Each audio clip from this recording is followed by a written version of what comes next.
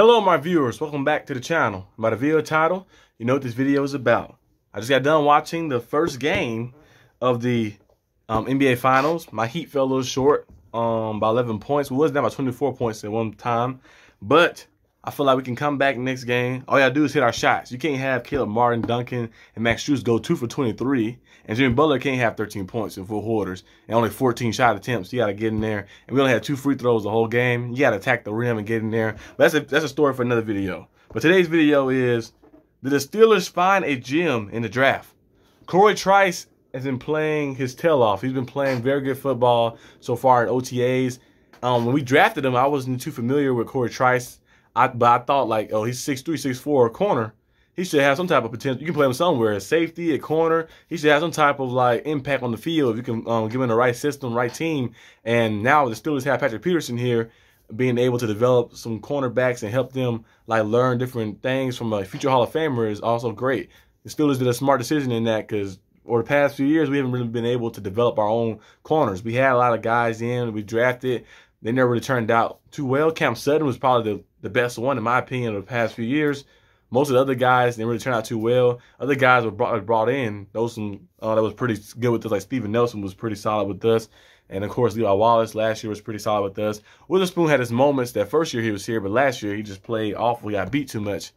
And, yeah, I feel like Patrick Peterson being here is helping those guys thrive a lot. We've seen Patrick Peterson helping CORY TRICE. CORY TRICE had a little, people say his footwork wasn't the best, but the way he's been playing, the way he's been guarding when they snap the ball and, like, doing a little one-on-ones, he's been playing very good football and been locking up some guys and just playing very aggressive.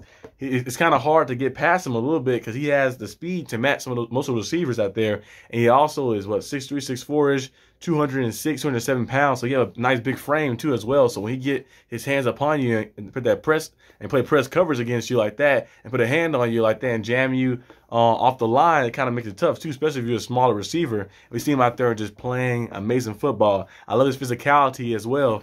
I think he plays very physical. He's not afraid to get a hand on you. Not afraid to get handsy a little bit. And sometimes they might accumulate the penalties like that. But it's a guy like in the NFL named Sauce Gardner, who's very handsy, very physical, and you see how it work out well for him. It kind of messes up the receiver's psyche and messes up the receiver rhythm. You can do like little things and little tricks and stuff he do at the line before the receiver get out his break. And it's kind of like just throwing him off a little bit, throwing him on a loop a little bit, and just mixing it up and kind of playing little mind games.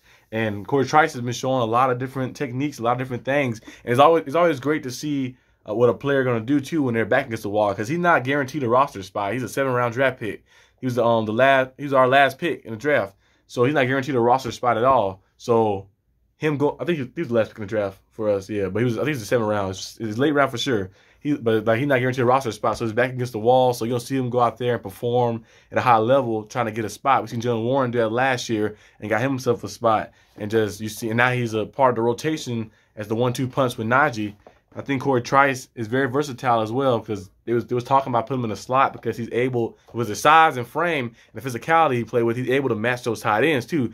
Some of those teams, like we play against the Ravens in this division, who put the tight end in the slot. David Njoku on the Browns can put the tight end in the slot, and they mix it up a little bit, like make mismatches. But for CORY TRICE, if he started developing and able to play inside and outside too as well, that's gonna be nice. And I think maybe if they did want to put him at safety, they could do that as well. I don't think they'll do that, but they could as well because he has that frame, that physicality, and that style too that he can like play in different spots and stuff.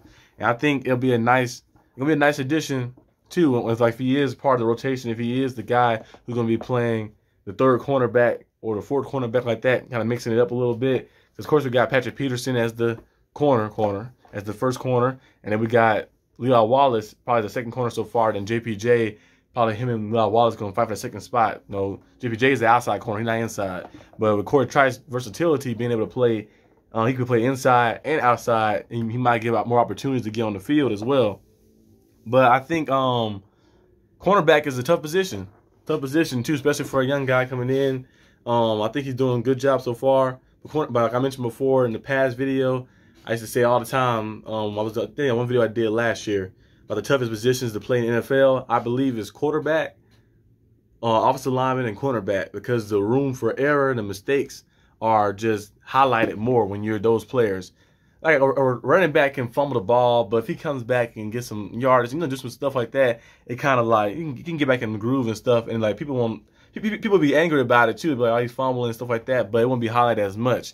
And then of course, receivers like that, they have drops and stuff like that, and like they don't really get highlighted as much most of the time unless you're Jesse Johnson. The Steeler fan base love highlighting his everything he do, even though he haven't dropped the ball like that since 2 years ago. But they be loving, they be going crazy, hating on Deontay Johnson. I don't know why. You think they like the players on your team, but sometimes they feel a little too much hate on Deontay Johnson. I think he works very hard, and he's been getting better and better every year and stuff like that. But cornerback is a tough position because the cornerback, you make one mistake, you can have a clean game the whole entire time, make one mistake, that's going to be highlighted, but, oh, he got burned, he got torched. Even though you locked that receiver up the entire game, he had one big play on you, one nice play. Oh, he got touched, he got torched. And quarterback, you can play a good game too, but that one play, in the fourth quarter, say this is, you had 270 yards passing.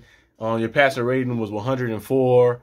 Your completion percentage right now was 68 completion percentage, but in the fourth quarter, you threw an interception. You lost the game. Even though the game, like, he had 4 touchdowns, so just 1 interception and 270 passing yards. Be like, he still lost the game. He's terrible. We need to trade him or something. And then offensive linemen, most of the offensive linemen play a lot of snaps. In instance, you might have like a game where you play 65 snaps like that, has 65 plays. The edge rusher pass rusher did not get 65 sacks. Most time the offensive line beat them. They get 1 sack, and they be like, oh, the offensive line can't block. Or, oh, then the edge rusher going crazy, even though he got locked up and clammed up 34 times in the game. But like, he got that 1 sack, he like, going crazy and stuff. So those, in my opinion, the 3 hardest positions to play because the mistakes are highlighted heavily. But I think CORY TRICE, back to the topic with CORY TRICE, I think CORY TRICE is going to be a nice addition. That size, that ability, and that length of his arms that he have as well is going to be very tough for guys to get around him. If he can match and get his footwork better and better. If you watch him in college, if you see him in college, actually, you probably think, why didn't he go like in the 4th round or something, or 5th round? Because I feel like he could have went a little higher, not like in the 7th round. But it said some injury issues that happened, maybe kind of dropped his stock a little bit. But maybe the Steelers found themselves a gem. And he can keep working with Patrick Peterson, keep working and getting better and better. And we can use him in different situations. That might be the cornerback duo of the future. You never know. It might be premature for me to say that. But JPJ, CORY TRICE, you never know what could happen. But I think he's done a good job, a hell of a job so far. And hopefully continue to do that and give him a spot on this team. That's all I got for this video today, guys. Let me know in the comment section what you guys think about CORY TRICE. I'll see you guys next time on the channel. Peace out.